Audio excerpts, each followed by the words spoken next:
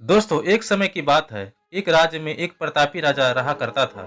एक दिन उसके दरबार में एक विदेशी आगंतुक आया और उसने राजा को एक सुंदर पत्थर उपहार स्वरूप प्रदान किया। राजा वह पत्थर देखकर बहुत प्रसन्न हुआ। उसने उस पत्थर से भगवान विष्णु की प्रतिमा का निर्माण कर उसे राज्य के मंदिर में स्थापित करने का निर्णय लिया और प्रतिमा निर्माण का कार्य राज्य के महामंत्री को सौंप दिया। महामंत्री गांव के सर्वश्रेष्ठ मूर्तिकार के पास गया और उसे पत्थर देते हुए बोला, महाराज, मंदिर में भगवान विष्णु की प्रतिमा स्थापित करना चाहते हैं। 7 दिवस के भीतर इस पत्थर से भगवान विष्णु की प्रतिमा तैयार कर राजमहल पहुंचा देना। इसके लिए तुम्हें 50 स्वर्ण मुद्राएं दी जाएगी। 50 स्वर्ण मुद्राओं की बात सुनकर मूर्तिकार खुश हो गया और महामंत्री के जाने के उपरांत प्रतिमा का निर्माण कार्य प्रारंभ करने के उद्देश्य से अपने औजार निकाल लिए। अपने औजारों में से उसने एक हथौड़ा लिया और पत्थर तोड़ने के लिए उस पर हथौड़े से वार करने लगा, किंतु पत्थर जस का तस रहा।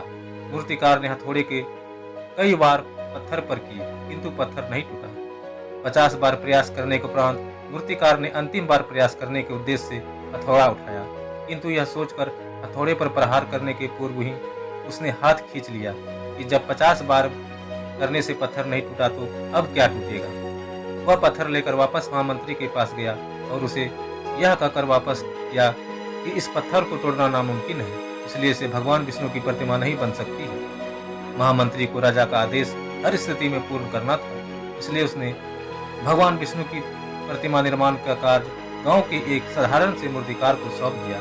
पत्थर लेकर मूर्तिकार ने महामंत्री के सामने ही उस पर हथौड़े से प्रहार किया और वह पत्थर एक बार में ही टूट गया। पत्थर टूटने के बाद मूर्तिकार प्रतिमा बनाने में जुट गया।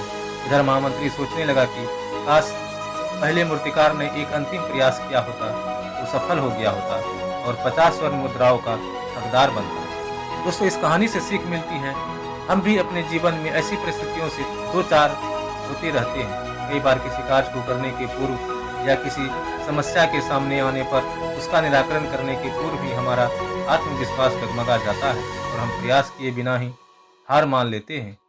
कई बार हम 1-2 प्रयास में असफलता मिलने पर आगे प्रयास करना छोड़ देते हैं, जबकि हो सकता है कि कुछ प्रयास और करने पर कार्य पूर्ण हो जाता या समस्या का समाधान हो जाता।